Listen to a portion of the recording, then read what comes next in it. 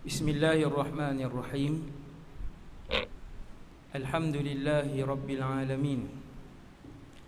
Allahumma salli ala Sayyidina Muhammadin abdika wa rasulika nabiyil ummi wa ala alihi wa azwajihi wa dhurriyyatihi wa sallim adada khalqik wa ridha nafsika wa zinata arshik wa midada kalimatik. Bishrah li sadri wa yassir li amri wahlul 'uqdatan min lisani yafqahu qawli. Allahumma hdi qalbi wa saddid lisani bihaqqi sayyidina Muhammad sallallahu alaihi wasallam. Pertama sekali, nawaitul i'tikaf fi hadzal masjidi sunnatan lillahi ta'ala.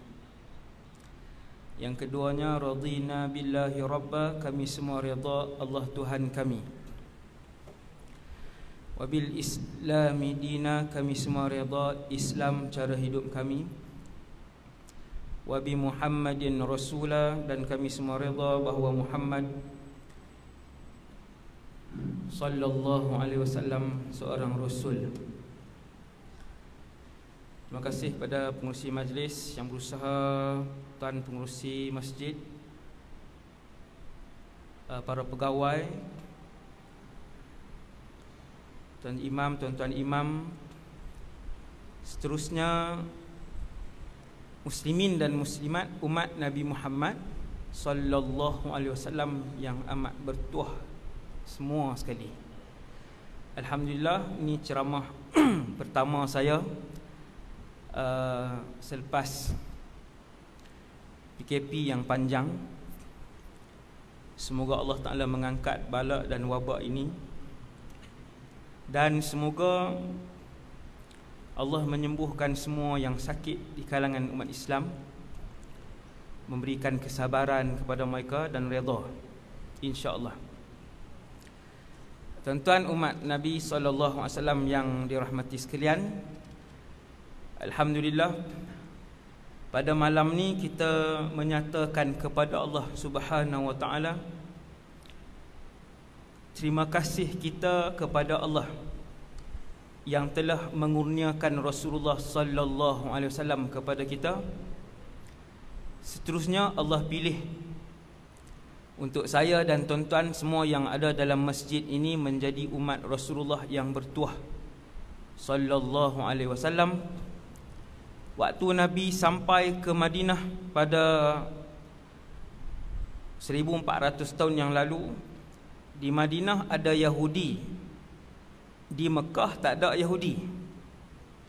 Di Madinah ada Bani Quraizah Yahudi, Bani Nadir Yahudi, Bani Qainuqa Yahudi.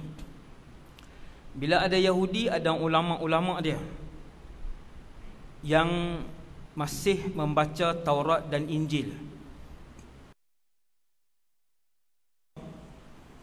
Nabi melihat orang-orang Yahudi di Madinah berpuasa.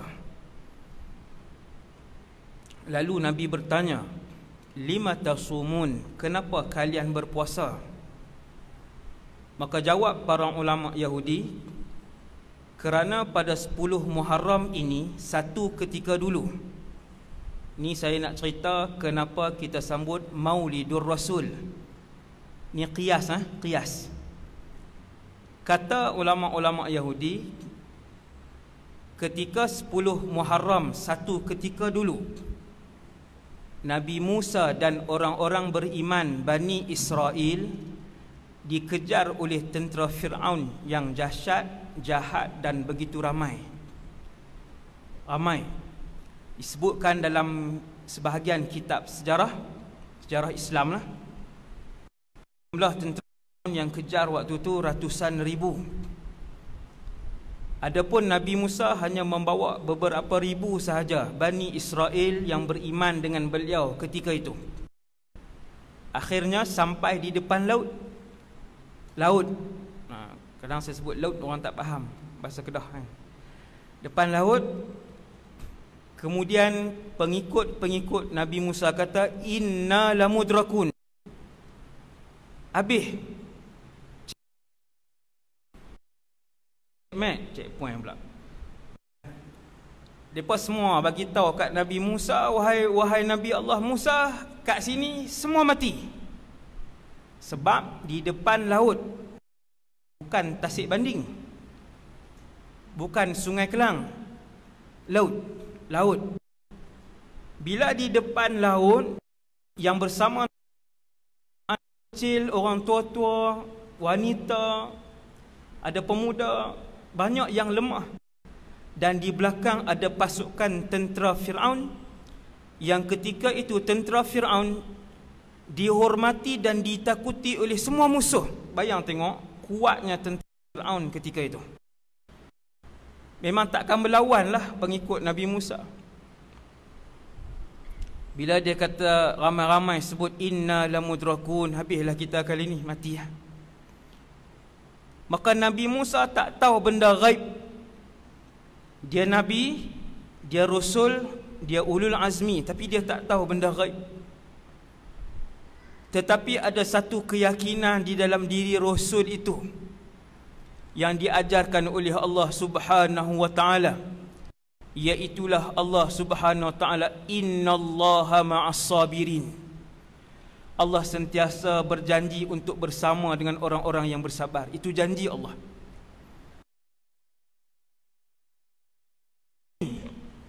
Allah janji untuk duduk dengan orang-orang yang beriman.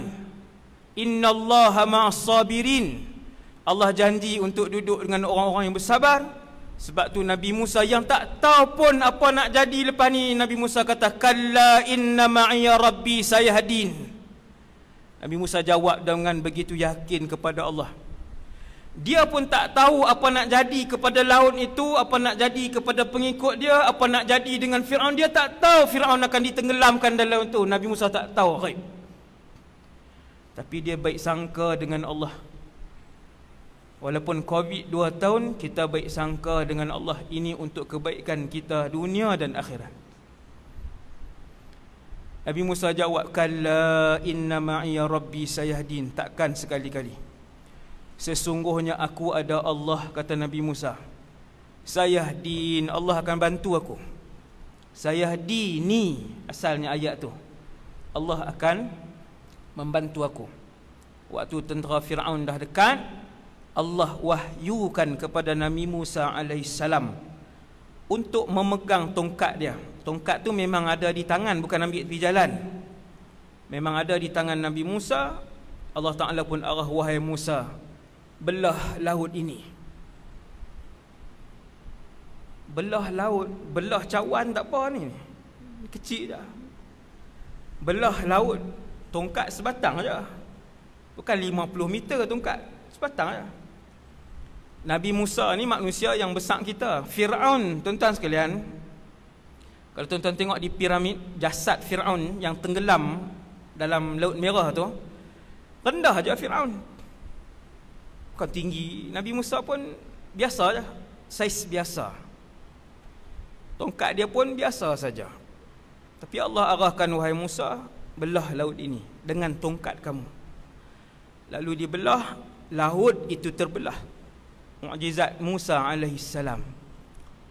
Lalu Allah selamatkan Nabi Musa dan pengikut-pengikut dia yang beriman. Tanggal itu adalah 10 Muharram. Maka tiap-tiap kali datang 10 Muharram, orang Yahudi tiap-tiap tahun, beribu tahun, mereka merayakan 10 Muharram itu. Bila Nabi tanya, kenapa puasa 10 Muharram ni? Sebab Allah selamatkan Musa alaihissalam. Maka tiap-tiap kali 12 Rabiul Awal, kenapa buat maulid? Kita kata, kerana Allah menghantarkan kepada kami Muhammad alaihissalam. Itu dalil ulama kita Ahlus Sunnah wal Jamaah. Ulama kita lah. Lain daripada tu jangan pegang, tuan-tuan. Yang ni pendapat kebanyakan ulama kita. Hak lain, hak tu menyeleweng. Hak tu yang terpesong. Yang tuduh kita bid'ah, yang tuduh kita salah. Bahkan sebahagian ulama yang bukan ahlu sunnah, dia sebut syirik dan kafir. Sambutan yang sebegini, hasbunallah wa ni'mal wakil. Itu yang pertama, iaitulah sambutan ini sebagai kita menyatakan kepada Allah Subhanahu wa taala syukur kepada Allah sebab pilih saya dan tuan-tuan semua jadi umat Nabi Muhammad sallallahu alaihi wasallam. Tuan-tuan, dah jadi umat Nabi Muhammad, Islam pula. Islam ni duduk dalam masjid ni sampai tingkat 3 tu. Macam mall pula tengok no. Lama tak masuk mall pun.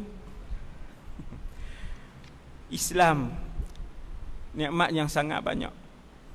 Ni atas dunia ada 7 bilion, yang tak Islam 5 bilion. Yang tu bukan umat Muhammad. Itu umat Muhammad. Tapi mereka tidak Islam. Sebab tu hari-hari kita berdoa, Allahumma hdi ummata Rasulillah. Wahai Allah, kurniakanlah hidayah kepada umat Nabi sallallahu alaihi wasallam. Tengok muka orang bukan Islam, wahai Allah, kurniakan hidayah kepada dia. No, PKP ni semua duduk di rumah. Cina, India, Kristian pun tengok ceramah saya. Kan, tiap-tiap minggu alhamdulillah dapat panggilan untuk masuk Islam. No? Tak sat sampai di lobi hotel pun seorang tu bukan Islam, India. Saya selalu tengok ceramah ustaz. Seperhati nemtek dah, kan? Oh, bukan Islam ni. Nikmat Allah untuk dikurniakan hidayah yang sangat besar yang tidak diberikan hanya melainkan dengan kuasa dan izin daripada Allah Subhanahu wa taala. Tuhan izin.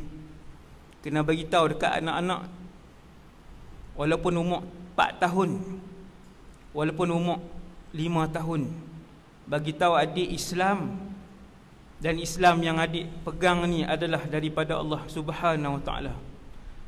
Sebab kita duduk di zaman yang Nabi kata kalian akan berada di satu zaman kalian melihat pada paginya mereka Islam dan pada petangnya mereka telah pun kufur kepada Allah. Ini zaman dia. Hadis tu Nabi sebut 1400 tahun yang lalu. Lama dah. Nabi kata akan sampai satu zaman kamu akan tengok umat aku Islam, tapi petang tu Islam, bangun pagi esok mereka telah pun kufur kepada Allah. Wal'iyadzubillah. Hak berlaku hari inilah. Macam-macam kekeliruan yang berlaku pada umat Nabi Muhammad sallallahu alaihi wasallam. Sekejap lagi kita akan berhenti azan Sat, no? Pukul 8 berapa? 8:01 minit. 8:11 insya-Allah. Tapi saya pun insya tu berhenti terus kah? Cukup kot noh.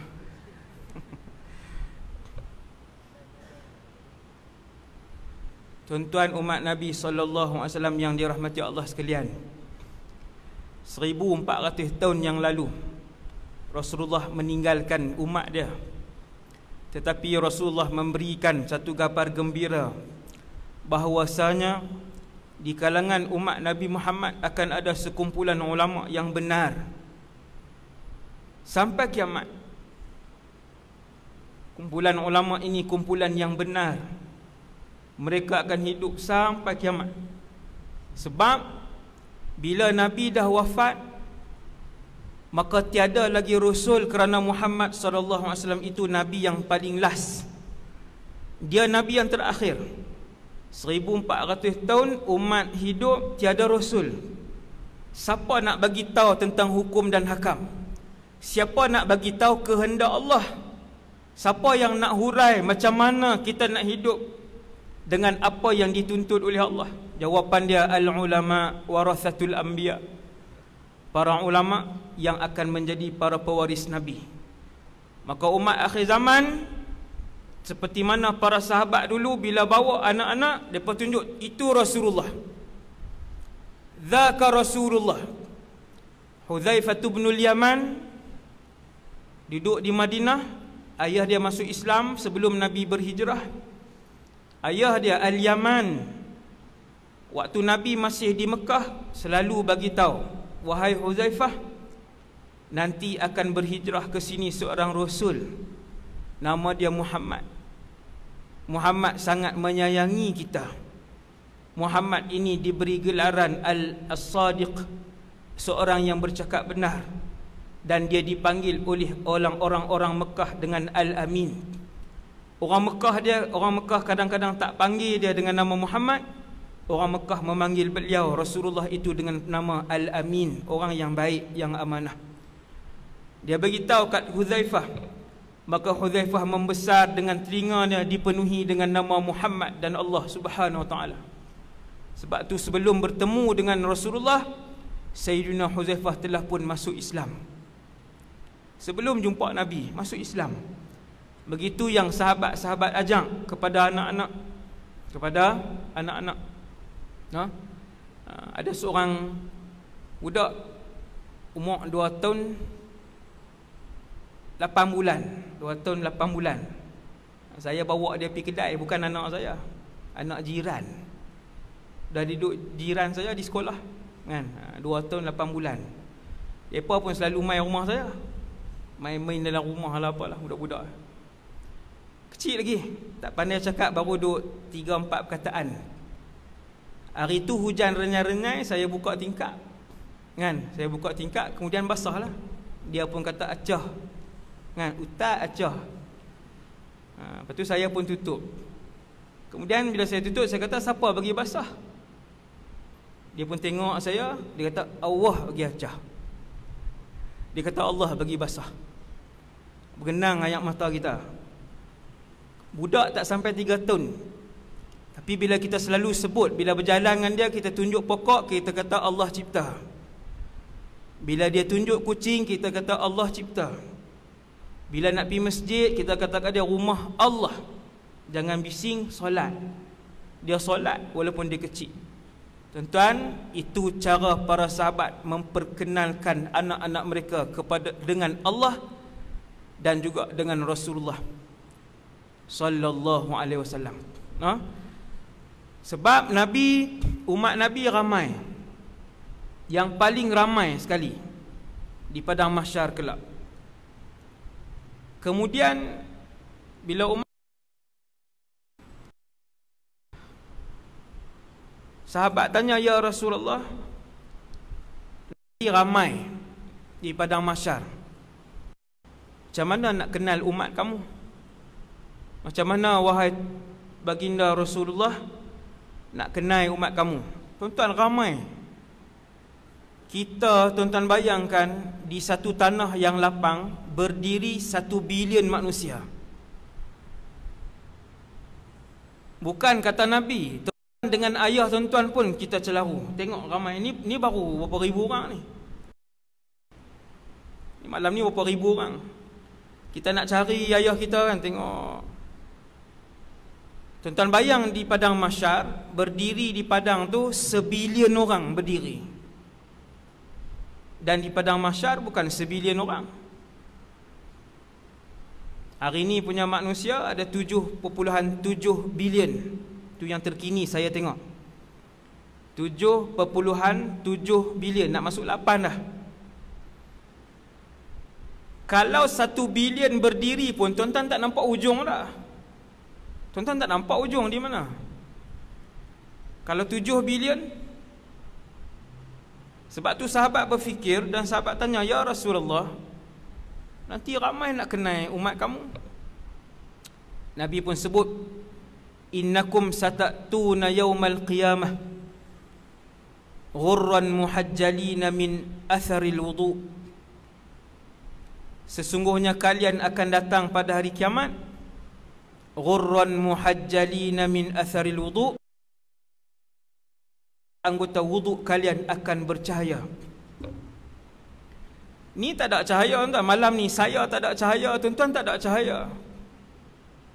Tuan-tuan nak faham cahaya macam mana?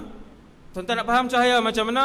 Cahaya pada malam yang gelap gelita, bulan yang mengambang. Hak terang tu. Kadang-kadang kita tak buka lampu kereta, kita nampak. Saya tak tahu tuan-tuan pernah buat ke tak? Saya pernah buat. Malam bulan mengambang, saya tutup sekejap lampu kereta, bukan sejam. Tutup sejam. Saya tutup saat saya nampak jalan.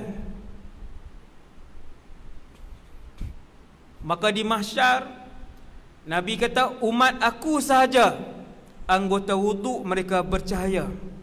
Tuan-tuan bayang anggota wuduk, muka, kepala, telinga, maksudnya semua ni.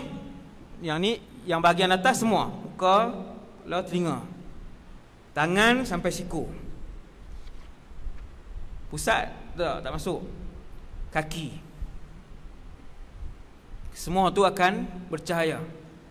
Kemudian Nabi sebut faman istata'a minkum an yutila ghurratahu falyaf'al. Siapa yang nak cahaya tu lebih, maka lebihkanlah basuhan ketika berwuduk. Beberapa orang sahabat kalau basuh tangan sampai sini. Ni saya tunjuk ni. Tak maaf sampai sini. Daripada hujung ni sampai sini. Hadis tu hadis sahih. Sesiapa yang nak cahaya itu banyak, maka lebihkanlah basuhan. Dari sini sahabat tu basuh sampai sini.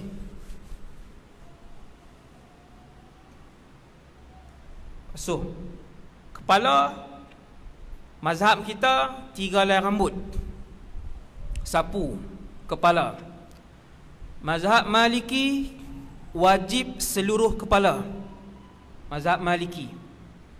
Sebab tu dalam mazhab Syafi'i, sunat sapu seluruh kepala. Wajib 3, sunat sapu seluruh kepala. Dan faedah dia di padang mahsyar, seluruh kepala itu akan bercahaya. Maka Nabi SAW bila ramai-ramai tu, berapa ratus bilion nanti yang bercahaya anggota wudu, itu sahaja umat Muhammad sallallahu alaihi wasallam. Nabi lain pun ada syariat semayang. Nabi Musa ada syariat solat, Nabi Isa ada syariat solat, Nabi Ibrahim umat dia ada syariat solat, Nabi Yusuf dan umat dia ada syariat solat, Nabi Sulaiman dan umat dia ada solat. Semua umat ada solat. Tetapi hanya umat Muhammad sallallahu alaihi wasallam yang anggota wuduk mereka bercahaya.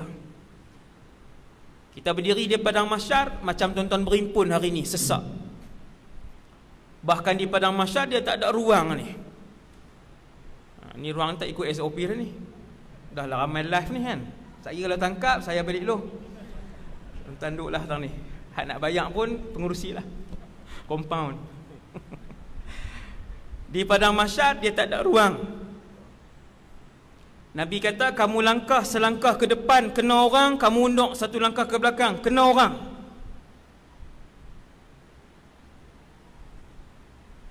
Ramai. Bila kita tengok belah kanan, muka dia bercahaya, anggota wuduk dia bercahaya, itu umat Muhammad sallallahu alaihi wasallam. Nabi kenal. Nabi kenal. Dan Nabi SAW sangat merindui kita. Nabi teringat. Nabi selalu sebut, no? Sampai bila Nabi sebut ahbabi, kekasih aku, maka para sahabat pun heran. Rupanya Nabi merindui umat aku, kata Nabi, yang beriman dengan aku tapi tak pernah melihat aku. Tak pernah jumpa Nabi tapi beriman. Tuan-tuan yang tak pernah jumpa Nabi tapi beriman dengan Nabi, macam kita semua insya-Allah yang mengucapkan la ilaha illallah Muhammadur Rasulullah, kita dirindui oleh Rasulullah sallallahu alaihi wasallam. Itu satu hadis. Hadis yang kedua, Nabi menangis teresak-esak, mencurah-curah air mata Nabi, sehingga Allah menghantar Jibril alaihi salam untuk tanya kepada Nabi, dan Allah Maha mengetahui kenapa Nabi menangis. Tapi nak rakamkan peristiwa perbualan ini, maka Jibril pun tanya, wahai Muhammad, Allah suruh tanya, ma yubki, apa yang membuatkan kamu menangis? Nabi kata ummati.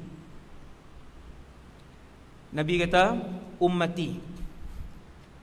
Kita umur 54 sekali tak pernah mengalirkan air mata untuk Rasulullah ataupun teringatkan Nabi sallallahu alaihi wasallam, tak pernah.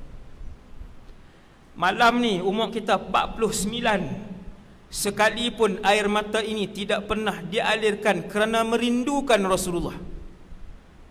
Nabi menangis teresak-esak bila Jibril tanya, kenapa wahai Muhammad? Ummati. Teringat, Nabi kata, teringat nasib umat aku. Bila di mahsyar orang ramai, Rasul ramai, tuan-tuan tahu bilangan Nabi 124,000 Nabi. Kita duk belajar selama ni Rasul 25, Nabi ada 124,000. Nabi kata ada yang Nabi umat dia 40 orang, 40 aja. Ada Nabi umat dia 2 umat dia 2. Dan Nabi kata ada Nabi ketika dibangkitkan di mahsyar, tak ada seorang pun yang sahut seruan dakwah dia ketika dia berdakwah sepanjang hidup dia. Subhanallah. Saya baca hadis tu, hadis sahih. Saya kata Masya Allah, sabarnya Nabi itu.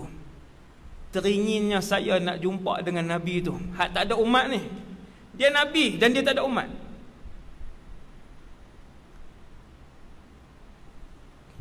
Bila ramai yang di mahsyar, ramai beratung, Allah nak timbang seorang-seorang, Allah mulakan dengan Nabi dan Rasul. Bila habis Nabi dan Rasul semua sekali, bila habis Nabi dan Rasul semua sekali, baru mula dengan orang biasa. Bila nak mula dengan orang biasa, Nabi pun sekali lagi kata, Rabbi ummati, Rabbi ummati. Wahai Allah, umat aku. Wahai Allah, umat aku. Umat aku tu kita. Anak kita duduk depan dia, kita duduk depan dia, bagi tahu kita umat Muhammad sallallahu alaihi wasallam. Bagi tahu ke anak kita, alung-alung beruntung, alung umat Muhammad sallallahu alaihi wasallam. Beritahu ke anak kita, adik umat Nabi Muhammad sallallahu alaihi wasallam. Tak pernah bagi tahu. Yang kita dah bagi tahu anak abah, anak ayah. Ayah boleh buat apa? Hasbunallah wa ni'mal wakil. Dan ketika semua telah pun ditimbang, Nabi dah lepas dah. VVIP mahsyar di kalangan umat Nabi Muhammad dah lepas, ikut di belakang. Jalan ikut di belakang. Seronok tak jalan ikut belakang Nabi? VVIP mahsyar ialah mereka yang masuk dalam syurga tanpa ditimbang sehelai pun buku amalan mereka. Siapa tu ustaz? Yang tu tajuk ceramah. Mereka hanyalah di kalangan umat Muhammad sallallahu alaihi wasallam. Umat Nabi lain tak ada.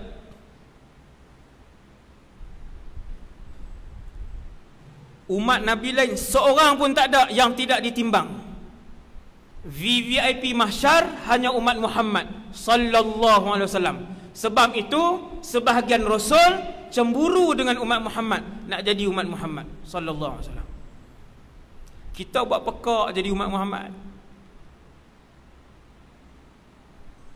Tuan-tuan balik, kalau tanya anak-anak ni kerja rumah, tuan-tuan tanya anak-anak, Nabi kita nama apa?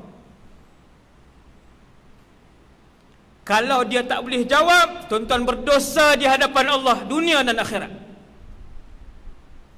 Kalau dia tak boleh jawab Muhammad. Adakah ustaz tak boleh jawab? Saya cikgu. Cikgu sekolah menengah.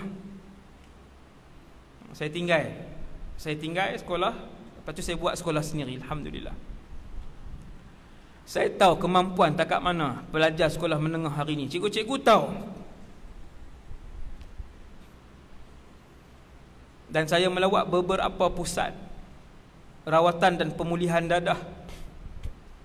Tuan-tuan, sehari 2 hari lepas saya hadapi 250 orang di Kedah. Nama Nabi tak tahu. Mengucap tak kerti. berpuluh-puluh orang tak boleh mengucap asyhadu an la ilaha illallah wa asyhadu anna muhammadar rasulullah, seumur hidup tak pernah mandi wajib.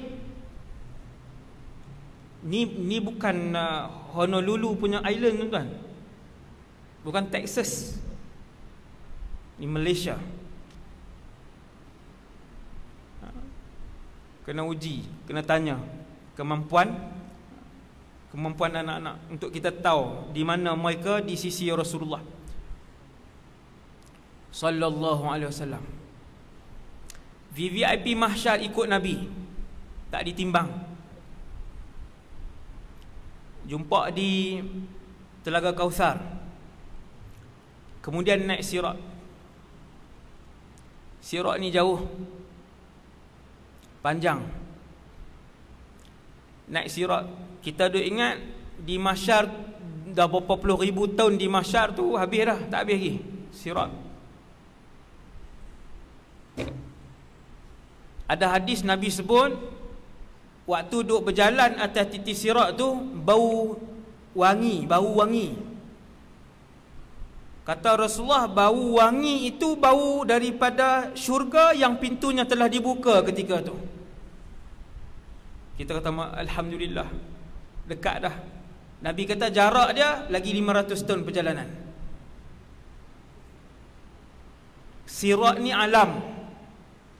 Ada orang sepantas kilat, ada orang sepantas angin, ada orang sepantas kuda, ada orang lintas titian sirat sepantas orang berlari, ada orang hanya mampu berjalan, dia tak boleh berlari, ada orang merangkak, dan ada orang langkah setapak terus masuk bawah neraka Jahannam.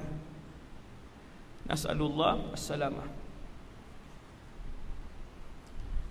Nabi lintas titik sirat sepantas kilat. Langkah kaki kanan, kaki kiri duduk depan tanah taman syurga, depan, bukan masuk syurga, pintu tu.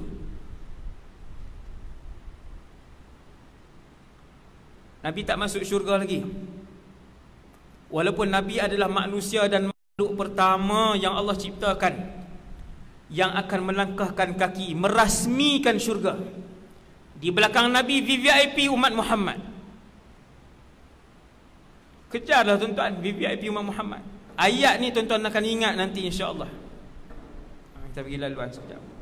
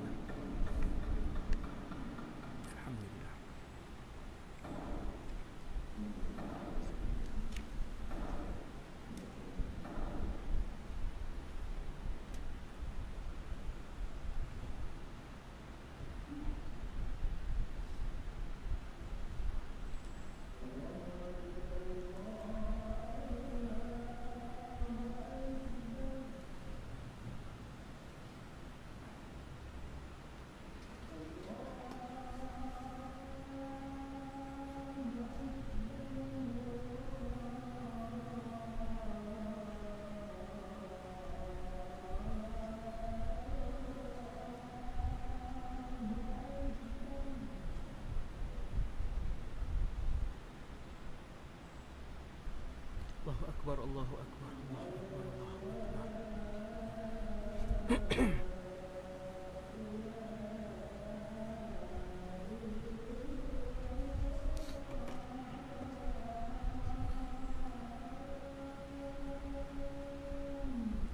Asyhadu an la ilaha illallah.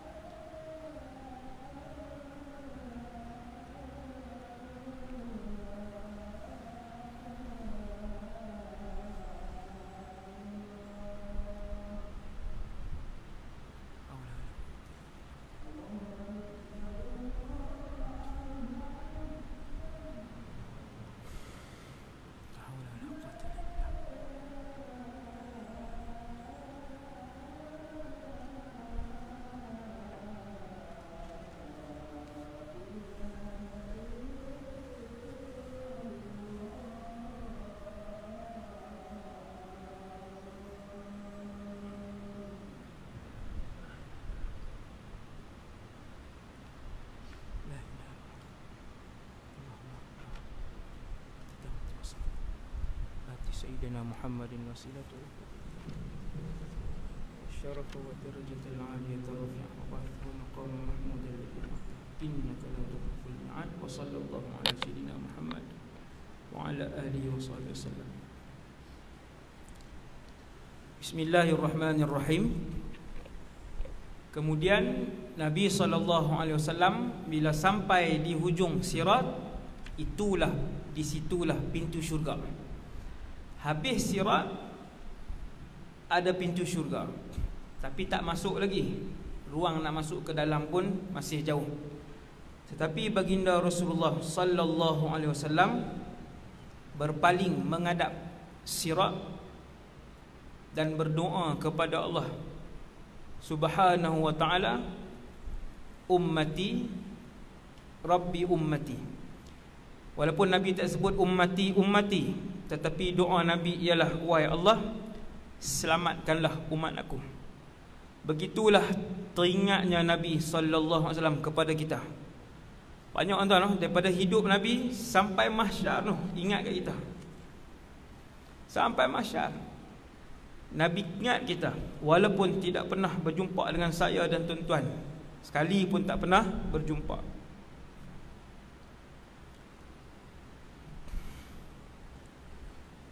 Muslimin muslimat umat Nabi sallallahu alaihi wasallam yang dikasihi sekalian, kita tengok peristiwa 1400 tahun yang lalu, waktu Nabi dilahirkan dalam keadaan yatim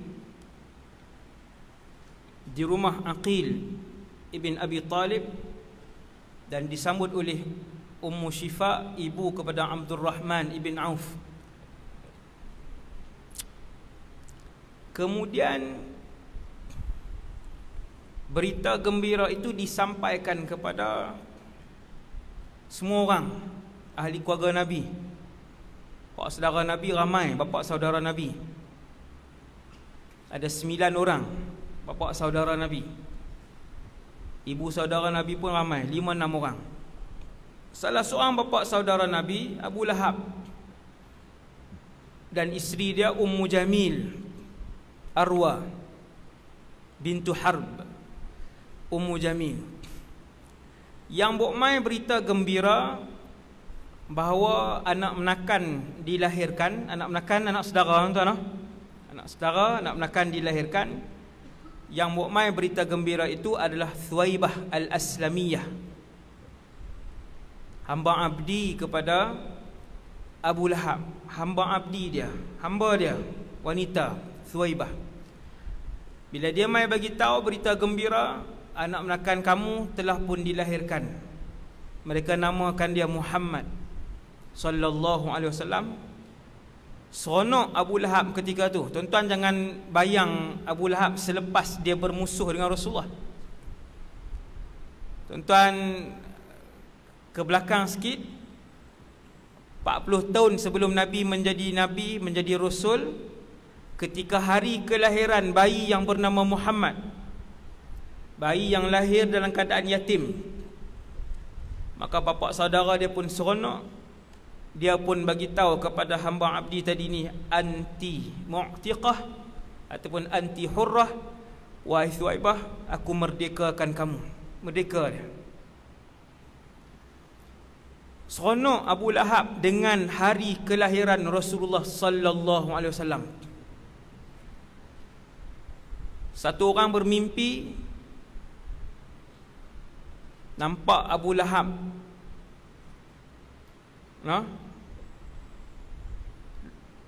setelah kematian Abu Lahab, dia orang tanya dia, wahai fulan, Abu Lahab ni, apa yang berlaku? Maka dalam Sahih Al-Bukhari disebutkan bahawa Abu Lahab jawab, aku diringankan azab oleh Allah Subhanahu wa ta'ala kerana dahulu sekali aku pernah gembira dengan kelahiran Muhammad. Sekali ya. Kalau kita selawat tiap-tiap hari tuan, selawat setiap hari. Kita umat Nabi yang beriman dengan Nabi, kita rindu Nabi, kita sayang Nabi, kita selawat tiap-tiap hari. Agak-agak sebesar apa keistimewaan yang sedang diperuntukkan oleh Allah Jalla Jalaluh kepada orang yang merindui dan mencintai Rasulullah sallallahu alaihi wasallam. Sekali saja Abu Lahab gembira dengan kelahiran Rasulullah, Allah kurangkan azab dia.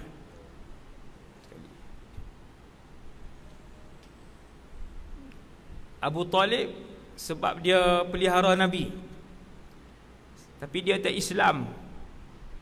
Disebabkan dia memelihara Rasulullah, membesarkan Nabi, mengganti tempat ayah Nabi, maka Abu Talib diberikan keringanan, manusia yang paling ringan azabnya di dalam neraka. Wal'iyadzubillah. Paling ringan. Iaitu disarungkan di kaki Abu Talib. Ni paling ringan. Kalau tuan-tuan tanya soalan, apakah azab neraka yang paling ringan?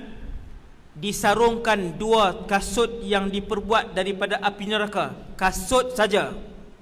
Belum stokin, belum seluar, belum baju, belum topi,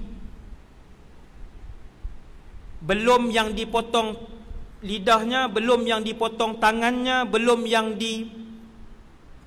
dialirkan tembaga cair yang panas ke dalam mulutnya, belum yang tu. Baru kasut saja dipakaikan di kedua-dua kaki Abu Talib, lalu bergelegaklah isi otak Abu Talib. Maka Nabi kata, sesungguhnya itu yang paling ringan dalam neraka. Dan Abu Talib ketika itu menyangka bahawa beliaulah yang paling berat azabnya di dalam neraka. Abu Talib rasa dia yang paling berat. Kata Rasulullah, sesungguhnya azab itulah yang paling ringan yang disediakan oleh Allah kepada Abu Talib, kerana dulu beliau mempertahankan Muhammad sallallahu alaihi wasallam, mempertahankan Nabi bila Nabi dihina, mempertahankan Nabi bila Nabi diperkotak-katikkan, mempertahankan Nabi bila perkataan Nabi dipermain-mainkan. Nabi sallallahu alaihi wasallam. Saya bawa satu kisah kepada tuan-tuan, kisah sirah lah, sebab sambutan Maulid dia dibawa kisah sirah. Kalau sambutan Maulidur Rasul 12 Rabiul Awal di Syria, orang ramai macam ni, saya hadir lebih berpuluh-puluh kali lah. Yang tu maulid mingguan, ni maulid tahunan ni. Orang ramai macam ni. Dan kemudian mereka akan panggil ulama. Ada masjid dia panggil 5 orang ulama, ada masjid panggil 10, 15, 20 orang ulama yang akan duduk di depan. Duduk atas kursi kan, duduk atas kursi di depan. Kemudian seorang ulama akan bercakap 5-6 minit ke 7 minit, sekali dia sulam dengan qasidah. Panggil ulama kedua pula bercakap tentang sirah, kemudian dia sulam dengan qasidah. Kemudian yang di bawah ni dia jamu pula teh dan kopi kelak tu lah, qahwah murrah tu. Tapi tak tumpah lah, dia cawan dia kecil tu, dia tuang bagi. Kemudian dia edarkan kacang warna putih tu untuk bagi. Itu sambutan maulid di sana. Saya tengok tak ada lagi yang buat di Malaysia. Kena buat sekali kan. Panggil ulama ramai, cakap seorang 5 minit ke 10 minit, panggil 5-6 orang kan. Ni saya seorang letih dah saya. Sejam pula tu, jam lebih. Salah satu daripada 1000 kisah sirah Nabi SAW, waktu Nabi berhijrah, waktu tu kalau tanya berhijrah dengan siapa, semua orang boleh jawab dengan Abu Bakar. Sebenarnya hijrah ketika itu 4 orang.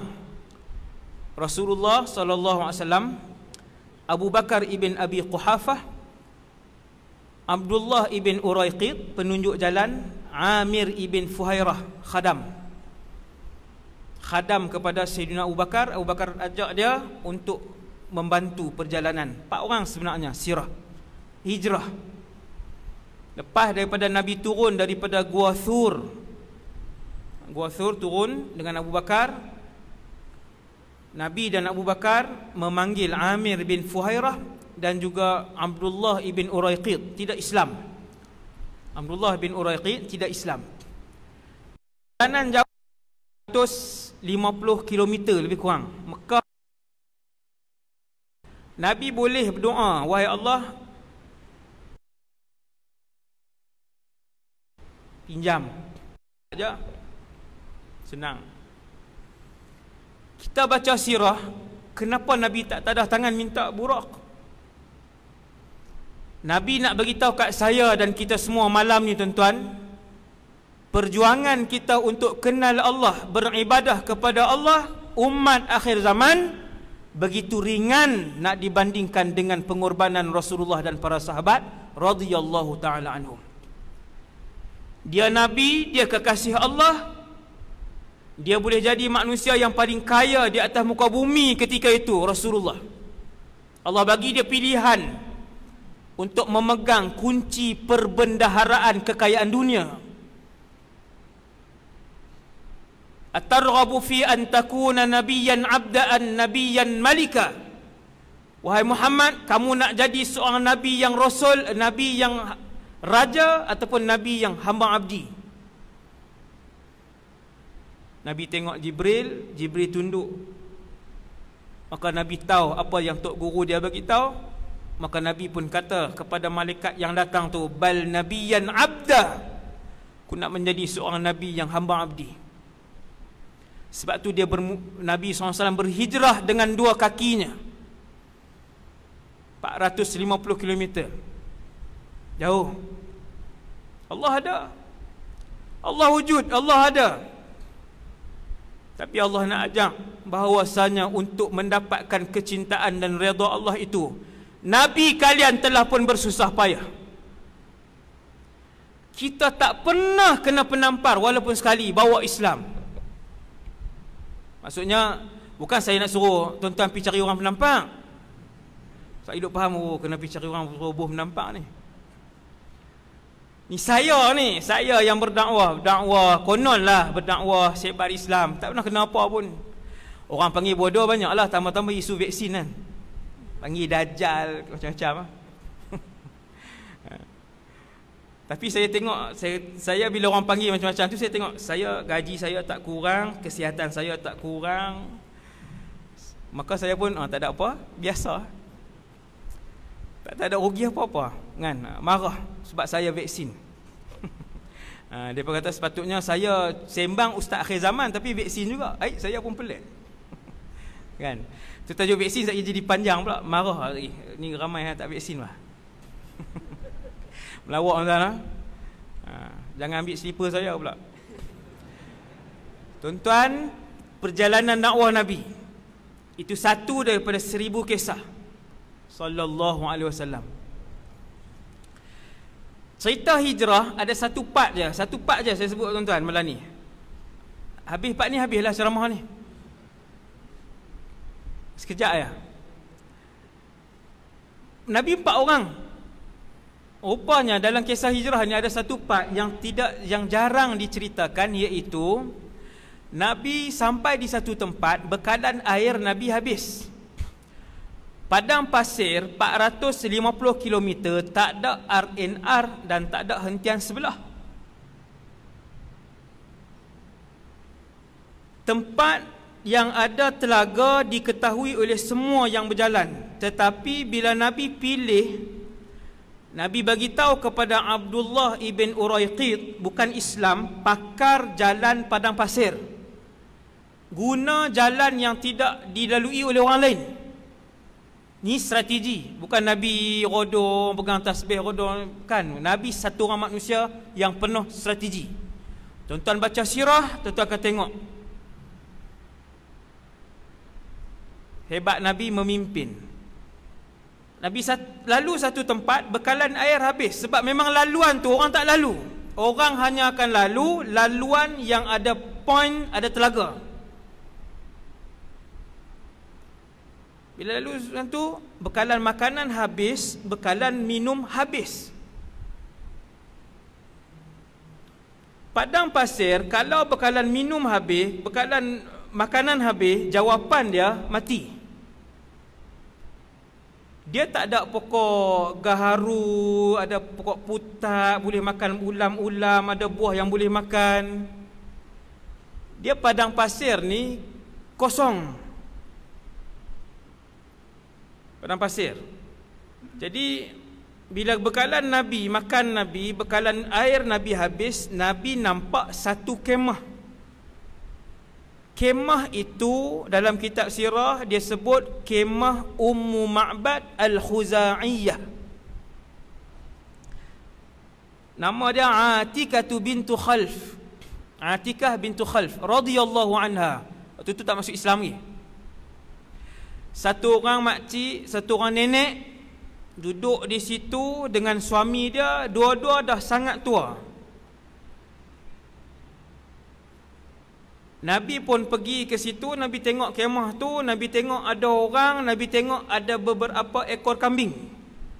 1 atau 2 ekor kambing. Nabi pun pergi rapat, Nabi pun bagi salam. Keluar Ummu Ma'bad, waktu tu tak tutup aurat kesemuanya, kepala terbuka lah. Maka orang Arab dengan tetamu, walaupun tak kenal, mereka akan panggil masuk dan jamu apa yang ada. Ni perangai ataupun adat orang Arab. Selama 3 hari dia akan jamu makan, bagi tempat tinggal, dan dia takkan tanya mai mana, mai buat apa, pasal apa mai rumah saya, dah lah makanan tak ada.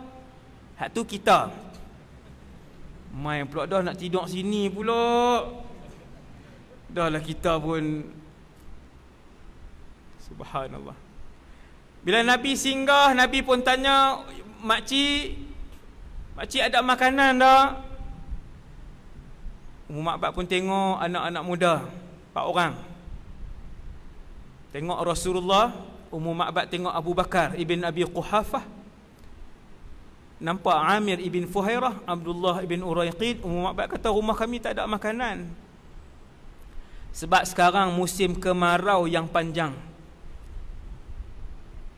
dan kambing-kambing ternakan kami, suami saya bawa pergi mengembala. Yang ada hanyalah 1 atau 2 kambing yang dah sakit dan tak boleh bangun. Nabi pun tanya, makcik ada tak yang betina? Ummu Ma'bad pun kata ada, tetapi kambing tu sakit dan belum pernah melahirkan anak, tak ada susu. Nabi tanya, wahai makcik, ata'dhanina li an ahlibaha? Makcik izin tak saya nak perah susu kambing ni? Adab Nabi. Makcik tu kata, wahai anak muda, kambing ni tak ada susu, tapi kalau nak ambil juga silakan. Nabi pun pegang kambing yang sakit tadi, sallallahu alaihi wasallam. Nabi usap di bahagian perut bawah dia. Nabi pun bismillah. Nabi pegang, Nabi kata bismillah, simple je, dengan nama Allah. Lalu kembanglah kantung susu kambing yang sakit tadi, sehingga terbuka kaki dia sebab kembang besar. Ummu Ma'bad tengok Nabi, dia tengok heran lah tuan-tuan, bukan tengok kata biasa, tengok heran Ummu Ma'bad Al-Khuza'iyah. Nabi pun kata, makcik ambil bekas. Ummu Ma'bad pun masuk dalam ambil bekas. Bekas lah kita, kalau kita kan ceret, beriuk apa semua, ambil bekas 1 buat mai. Nabi pun perah sallallahu alaihi wasallam. Sallallahu alaihi wasallam. Nabi tak bawah, Nabi perah. Penuh bekas tu, Nabi kata, makcik minum. Akhlak. Makcik minum. Ummu Ma'bad kata, kamu yang berhak minum, kamu yang bagi kembung, kamu yang baca sesuatu, kata Ummu Ma'bad. Ummu Ma'bad tak tahu apa Nabi baca. Kamu yang patut minum. Nabi kata, minum makcik. Minum. Kemudian baru sahabat minum, Abu Bakar minum, Amir ibn Fuhairah minum, Abdullah ibn Uraiqid minum, kemudian Nabi minum sallallahu alaihi wasallam. Kita, kalau kita bos, kita dulu. Hidangan kita habis 2 pinggan dah. Hak pekerja kita tak makan lagi. Hasbunallah wa ni'mal wakil. Sahabat dulu. Sahabat suruh Nabi, tapi Nabi akan bagi sahabat. Kemudian Nabi kata, makcik pergi ambil bekas lain. Ummu Ma'bad masuk dalam rumah. Ni cerita sirah, cerita hijrah. Dia masuk dalam rumah, dia ambil bekas kedua. Nabi perah sampai penuh. Nabi suruh masuk ke dalam. Nabi kata, makcik pergi ambil bekas lain. Masuk dalam, dia ambil bekas ketiga, kemudian penuh. Dia ambil masuk ke dalam, bekas keempat, kemudian penuh. Sehingga semua bekas di rumah Ummu Ma'bad penuh dengan susu yang diperah. Kemudian Nabi pun kata, terima kasih makcik, kami minta izin. Tak tidur. Nabi teruskan perjalanan. Rupanya ketika itu Mekah sedang mengisytiharkan, barang siapa yang berjaya menangkap Muhammad, hidup ataupun mati, maka kami akan memberikan 100 ekor unta hadiah kepada beliau. Berita itu tersebar, semua penduduk semenanjung Tanah Arab tahu berita tersebut. 100 ekor unta, tuan-tuan, 100 ekor unta kalau hari ini 700,000 ringgit.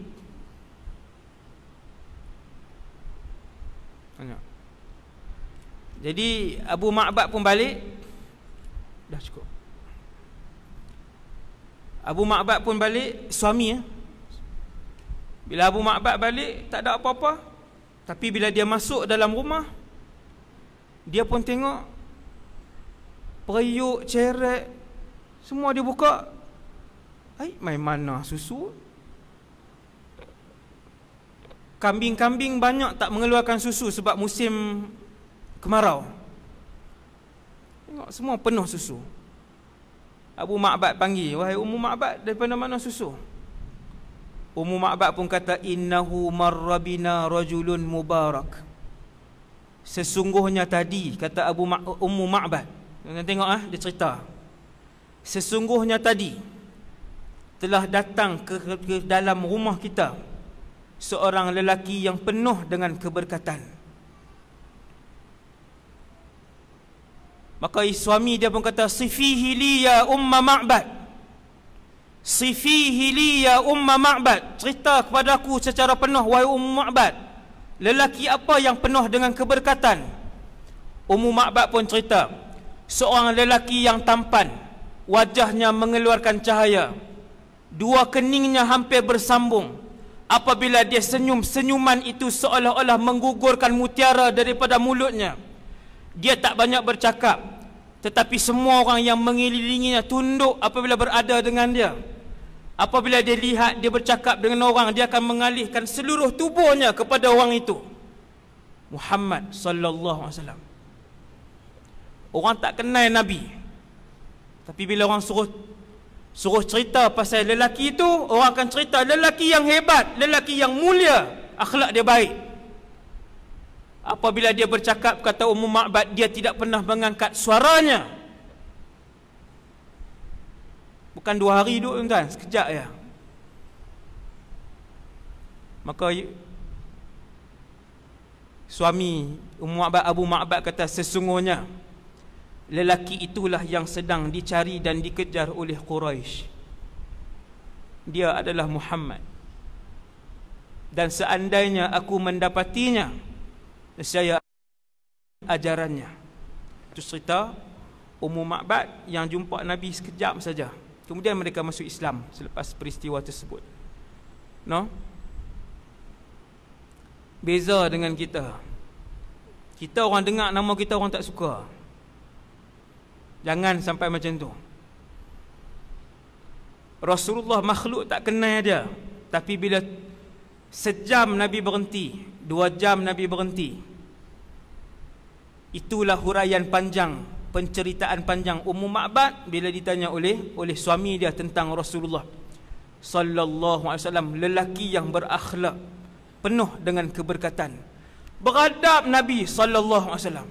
Subhanallah. Sebab tu akhlak Rasulullah dipuji oleh Allah Subhanahu wa taala. Jadi saya rasa takat tu dulu, insya-Allah. untuk malam ni. Tuan-tuan tak bergerak saya tengok kan. Sepa tadi kan lena kat saya, aku tak nampak. Jadi setakat tu sahaja perkongsian kita pada malam ni. Pihak masjid akan sambung dengan majlis selawat, kita berselawat beramai-ramai insya-Allah. Qulu qali hadza wa astaghfirullahal azim li wa lakum. Subhanakallahumma wa bihamdika asyhadu an la ilaha illa anta astaghfiruka wa atubu ilaik. Assalamualaikum warahmatullahi wabarakatuh.